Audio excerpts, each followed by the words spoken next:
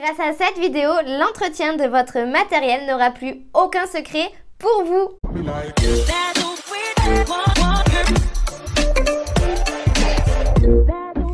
Hey, coucou les nailers, j'espère que vous allez toutes bien. Moi ça va super, je suis hyper excitée. Il me tardait vraiment ce jour car c'est aujourd'hui qu'on va faire le tirage au sort. Vivement qu'on sache enfin qui de vous a remporté ma nouvelle formation pour devenir une pro du vernis semi-permanent qui sera dispo ce soir à 20 h. Et pour ce grand lancement, cette formation sera à moins 50% pendant 48 heures. Cette offre sera valable dès ce soir 20 h jusqu'à mardi 5 octobre à 20 h. Ensuite, le programme sera toujours dispo, mais à prix normal. Donc c'est vraiment le moment d'en profiter. Sinon, ce dimanche, on se retrouve pour faire un petit peu de ménage. On va voir ensemble comment redonner vie à nos pinceaux et comment stériliser nos outils. Vous allez voir, ça va être vraiment super simple. Comme d'habitude, n'oubliez pas de vous abonner à la chaîne. Et si vous voulez éviter les 5 erreurs les plus courantes lors d'une pose d'ongles en gel, téléchargez l'e-book que je vous ai concocté. Le lien se trouve dans la description. Allez, c'est parti, on regarde tout ça ensemble. Allez donc, on va commencer par les embouts de ponceuse. Je les ai utilisés et je ne les ai pas nettoyés. Donc vous voyez, il reste encore de la poussière, de la crigelle dans toutes les rainures. Là, on le voit aussi sur celui-là. Toute la poussière, d'ailleurs, je crois que j'ai fait du rose juste avant. Ça se voit dans les rainures. Donc, je vais pas faire comme d'habitude, je vais faire ça proprement. Vu qu'on va utiliser des petits produits, je ne voudrais pas abîmer à nouveau mon effet marbre. Je récupère les embouts. Et pour commencer, on va d'abord les faire tremper dans de l'acétone. Comme ça va dissoudre vraiment toute la matière qui se trouve dans les petites rainures. Dans celui-là aussi, il y en a beaucoup. Vous voyez le blanc dans les rainures? Le souci qu'il y a, c'est que si vos embouts sont remplis comme ça, malheureusement, quand vous allez les utiliser, ça ne sera pas optimal. Vous allez quasiment rien enlever, vu que les rainures seront lisses. Donc du coup, ça ne va absolument rien faire. Et aussi, vraiment, le but premier de les nettoyer et de les stériliser ensuite, c'est si vous faites mal à votre cliente ou même à vous-même, il n'y aura pas d'infection. Votre matériel sera totalement sain. Donc du coup, il n'y aura aucun souci si vous blessez une personne. À part bien sûr que ça fait mal, hein, on va pas se mentir. Donc, on va utiliser de l'acétone.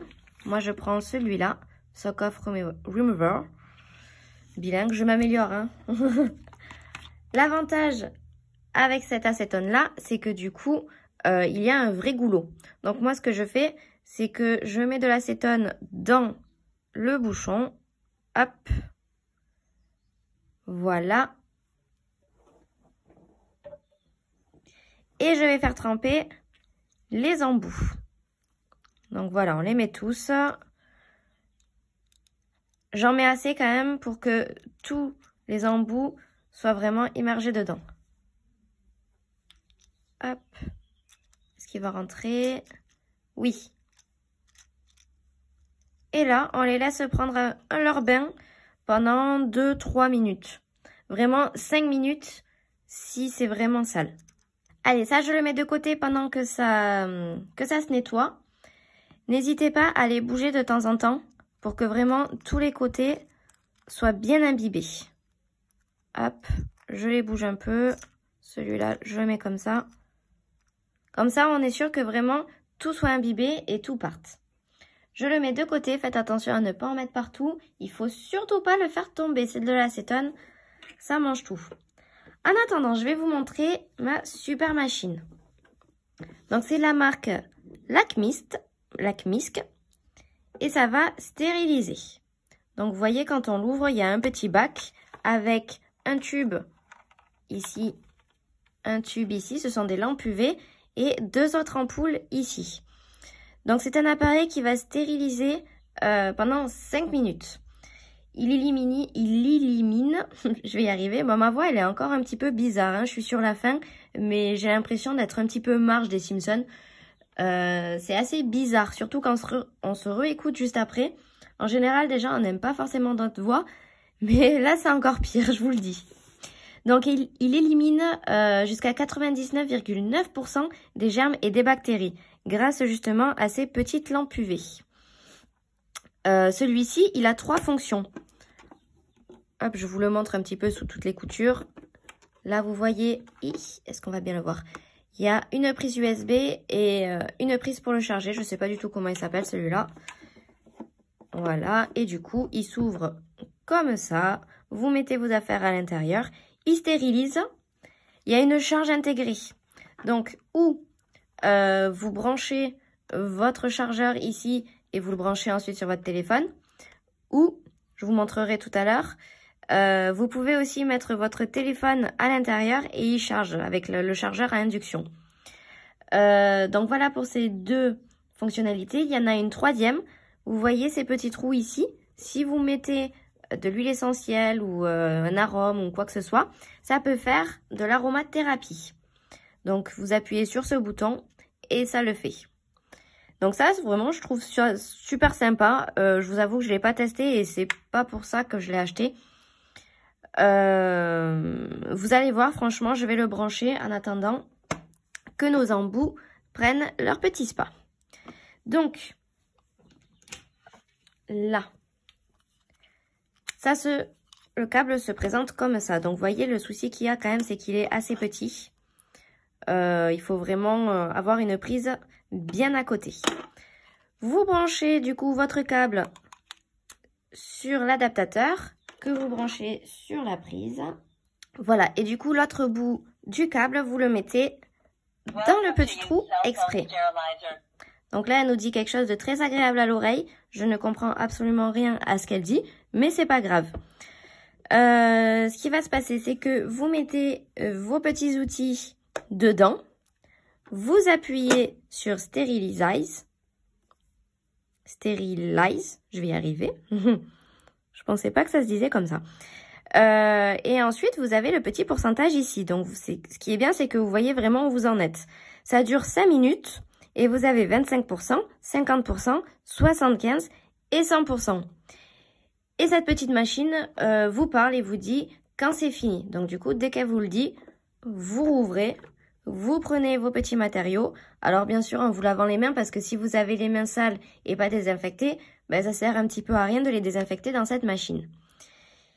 Et voilà, ça y est, c'est désinfecté. Donc, je vais récupérer mes embouts. Là, je ne sais pas si je vous l'ai dit, mais il est à 9,68 € sur Amazon. Donc, vraiment, il est pas cher et il est super bien.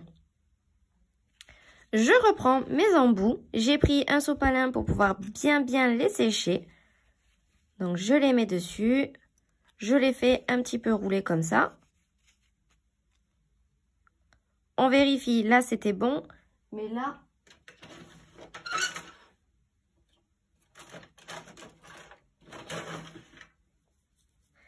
là... on voit qu'il en reste encore un petit peu. Donc, je prends une petite brosse. Celle-là, c'est une brosse en nylon.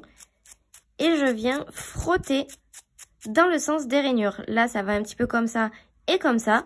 Donc, je frotte d'abord de gauche à droite en diagonale et de droite à gauche en diagonale aussi. J'essaye vraiment de faire tous les côtés. On vérifie et là, je vois qu'il n'y en a plus. Si bien sûr, vous voyez qu'il en reste, vous le retrempez dans de l'acétone et vous refrottez. Celui-là, c'est nickel. Celui-là aussi. Vous voyez vraiment dans quasiment tous les cas, il n'y a pas besoin de frotter. Voilà, lui aussi. Et lui, même s'il y en avait beaucoup, c'est pareil, il est nickel. Donc là, c'est vrai que ça a l'air nickel, mais du coup, c'est pas désinfecté. Donc, on va le faire de suite. Je remets ça dans la bouteille et j'arrive. Voilà, donc tous nos embouts sont secs. On va ouvrir notre machine magique et nous allons les placer à l'intérieur.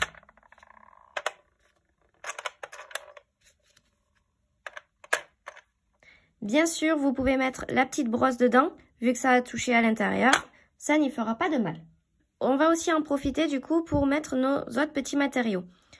Nos autres petits matériels. Donc du coup, je le nettoie un petit peu avec un coton d'alcool. Voilà, pour bien enlever si par exemple il y a de la matière, s'il y a du gel, s'il y a quoi que ce soit, un petit peu de gras ou quoi. Voilà, et je le mets à l'intérieur. On va faire pareil pour le repousse cuticule. Donc je nettoie tout comme il faut. N'hésitez pas à frotter. Je fais l'autre côté. Voilà, et je le mets à l'intérieur. Et on va pouvoir désinfecter. Donc je le ferme. Hop. Et j'appuie sur Sterilize. Et là, ça a commencé. Vous voyez, le point bleu, il est à 25%. Et vous allez voir que petit à petit, ça va arriver jusque 100%. Et on se retrouve pour faire la brosse et la lime. A few moments later. Voilà, donc nos embouts ont été désinfectés. Les embouts, bien sûr, et le repousse cuticule, ainsi que le ciseau. Donc du coup, alors celui-là, bien sûr, il faut le désinfecter hein, en même temps. Comme ça, quand vous le rentrez dans votre capuchon, il y a tout qui est désinfecté, c'est parfait. C'est vrai que là, je l'ai oublié, mais il faut le faire. Donc voilà, ça, on le range. Et je vais tout remettre sur mon embout, sur mon porte-embout. Alors bien sûr, comme je vous l'ai dit, je me suis lavé les mains. J'ai passé le gel hydroalcoolique, comme ça c'est bien désinfecté. Hop. Comme ça, je ne ressalis pas mes embouts. Je remets ce que j'avais déjà fait avant.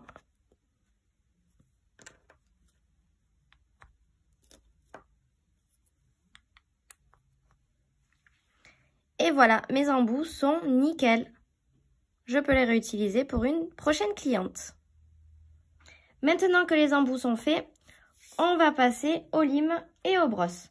Comment faire? Bon, bien sûr, je vais enlever ça là. Hop. La lime, c'est vrai que c'est chiant. Ou vous faites des petits rangements et chaque cliente a sa lime. Donc des petits tiroirs ou des petites enveloppes avec le nom de votre cliente dessus. Et du coup, elle a ses outils. Ou vous désinfectez votre lime. Donc, vous prenez une petite brosse, vous frottez comme ça pour enlever le surplus de poussière de votre dernière cliente.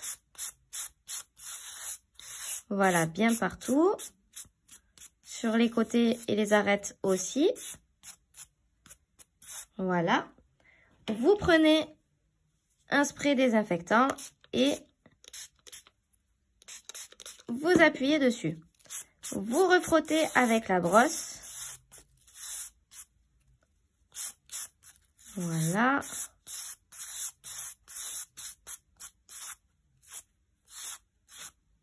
Et maintenant, vous pouvez le mettre dans le stérilisateur. Pour les brosses, moi j'ai l'habitude de faire ça. Hop. De l'asperger aussi de spray. Je frotte. Et je le mets dans l'appareil aussi. Alors celui-là, pareil. Hop, je frotte bien comme il faut. N'hésitez pas à nettoyer le plastique aussi avec un petit coton.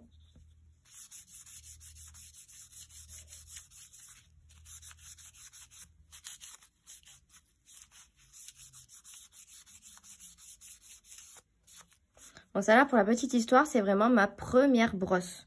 C'est la première que j'ai achetée lors de ma première formation. Elle date de... il y a 8-9 ans, je crois. C'était peut-être pas lors de ma première formation. C'était quand j'ai acheté mon premier kit sur Amazon. En tout cas, elle date. Vous voyez les poils là? Ils commencent à friser. Ils partent dans tous les sens. Là, il y a de la matière que j'arrive même plus à enlever. Mais franchement, elle tient plutôt bon. J'adore. Hop, voilà, je le rentre dedans. Et c'est parti, on va stériliser tout ça. Et ensuite, on va pouvoir passer au pinceau. Allez, c'est parti pour 5 minutes. A few moments later. Allez, maintenant on va passer au pinceau. Donc vous voyez, à première vue, celui-là, il est vraiment tout pourri. Il n'y a plus qu'à le jeter. Celui-là, c'est celui que j'utilise pour la Krigel et vous voyez, hop, je pose les autres. Quand on appuie, ça fait pas vraiment comme un pinceau. Il s'étale pas comme un pinceau. Il est quand même super imbibé de matière. Donc vous allez voir que non, il ne faut pas le changer. On peut le récupérer. Celui-là, pareil, vous voyez, c'est un petit peu dommage parce que vous avez les petits poils là qui partent dans tous les sens. Et vous allez voir que pareil, on peut le récupérer. Ce n'est pas forcément utile d'en acheter d'autres. Et vous allez voir que ça va être exactement pareil pour celui-ci. Il est un petit peu moche. Il a les poils qui partent un petit peu dans tous les sens. Et on va le raviver. Donc ces 4 pinceaux, on va les nettoyer. Pour faire ça, ça va être super simple. On va faire vraiment comme les autres petits outils. Pour ça, je prends un cocotier. Donc, vous voyez, c'est vraiment pour les œufs. Hop. Et je mets un petit peu d'acétone à l'intérieur. Surtout, faites attention à ne pas faire tomber de l'acétone partout. Sinon, c'est la galère. Vous prenez votre pinceau et vous venez le mettre dans l'acétone. Et vous allez frotter en quelque sorte, l'appuyer vers le fond, sur le fond. Vous appuyez, vous essayez vraiment d'appuyer pour pour l'étaler en fait le pinceau. Comme ça, vous allez voir vraiment l'endroit où il y a de la matière. Donc lui, ça a été assez rapide. Il n'y en avait pas beaucoup. Donc, je le sèche et je le pose. On va faire maintenant celui d'Akrigel. Donc pareil, hein, je le trempe.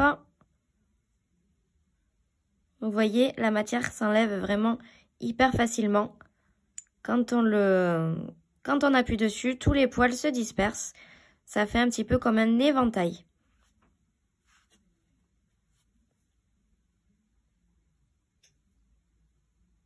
Vous voyez, ça fait un petit peu mieux. Ça fait comme un pinceau normal. Tous les petits poils sont indépendants. C'est nickel, ça veut dire qu'il n'y a plus de matière dedans. Alors bien sûr, cette méthode, elle fonctionne que si il n'y a pas déjà beaucoup de matière et si ça n'a pas énormément catalysé. Des fois, c'est vrai qu'on se sert des pinceaux, on les pose sur le bureau, il y a le soleil qui vient dessus et du coup, ça catalyse la matière qu'il y a dedans, vu que ça catalyse à l'UV, hein, le soleil c'est de l'UV. Et du coup, ça durcit tout le pinceau. Donc bien sûr, si votre pinceau est ultra dur, ça m'étonnerait qu'on puisse le récupérer, hein. Hop. Voilà, donc pour celui-là, ça va être bon. J'ai enlevé la matière. Le seul souci qu'il y a, c'est que les poils sont en éventail. Et du coup, pour faire un joli nail art bien fin, ça va être assez compliqué, je vous l'avoue. Je le mets de côté, tiens, en attendant. Donc voilà, j'ai remis un tupper d'eau très chaude. Donc évitez d'y mettre les doigts parce que vous allez vous brûler. Je l'ai fait chauffer à la bouilloire. Et les pinceaux que vous avez déjà trempés dans l'acétone, vous pouvez les placer à l'intérieur. Donc moi j'essaye de le mettre quand même comme ça pour que le manche n'aille pas dans l'eau. Parce que par exemple sur ceux-là, là, je sais pas du tout ce que ça ferait. Je sais pas si ça enlèverait le rose, si ça le ferait fondre. Je ne sais pas. Donc du coup je préfère vraiment juste mettre au niveau des poils et ça sera nickel. Donc pareil pour celui-là, hop. Celui-là, il va être embêtant parce que comme il est très fin, j'ai peur du coup que ça abîme les poils. Là, je vais le mettre comme ça va être nickel. Maintenant, on va s'occuper de lui. Vous voyez, il est hyper sale. Il a commencé à catalyser. Alors, je ne sais pas du tout ce que ça va donner, mais on va tester ma technique justement pour voir comment ça rend. Allez. Donc du coup, je le trempe dans l'acétone. On voit que le produit commence déjà à sortir du pinceau. Alors on le voit pas bien parce que du coup, le fond est blanc. Et comme il y avait du blanc sur le pinceau, bah, ça se voit pas trop. Mais l'acétone commence vraiment à se colorer. De toute façon, on le voit, on voit quasiment plus le orange des poils. Et on va le laisser tremper comme ça pendant 5-10 minutes, je pense. En essayant, bien sûr, hein, de l'écraser. Enfin, il faut quand même rester douce, hein. On l'écrase pas comme ça, comme une bourrine. Sinon, vous allez juste abîmer les poils. Essayez juste peut-être de faire comme ça, vous voyez. Comme si vous essayiez de peindre le fond du cocotier. Comme ça, ça étale un petit peu les poils. Et ça enlève la matière. Voilà, donc je fais ça pendant 5-10 minutes. Et je vous reprends. Allez, donc, j'ai touillé. Vous voyez, il y a quasiment plus de blanc. On va frotter, enfin, on va essuyer avec le coton pour enlever le surplus d'acétone. Voilà, et on va le mettre avec les autres. Je vais vider ça. On prend un petit mouchoir comme ça et on va prendre nos autres pinceaux. Hop, je vais vous montrer les petits poils. Alors, c'est vrai qu'ils partent encore un petit peu vers l'extérieur. On va voir avec le gel si ça fonctionne, ma méthode. Donc, en général, voilà, je sèche mes pinceaux comme ça, avec un petit sopalin. Je prends le gel de base Ultra Gold. J'essaye de l'ouvrir. Et bien, il ne voulait pas s'ouvrir cette fois-ci. Là. Et je le trempe à l'intérieur. Je le frotte un petit peu sur le côté, je le retrempe. Je prends un coton et je viens l'essuyer.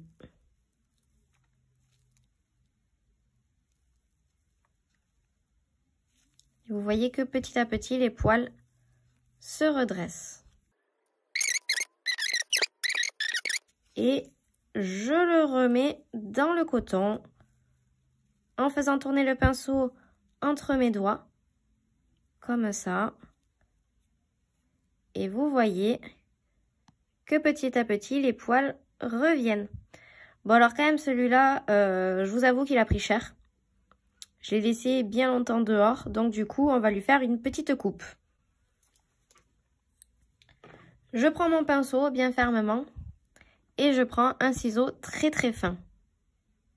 Et je viens juste couper les poils des côtés. Voilà, donc je mets les poils sur le sopalin. Et vous voyez, il en reste un petit peu ici. Donc du coup, je prends à la base. Alors ça, c'est vraiment pas facile à faire à la caméra. Là. Et voilà. C'est vraiment tout simple. Ça évite du coup de jeter le pinceau. Comme ça, on lui redonne une nouvelle vie.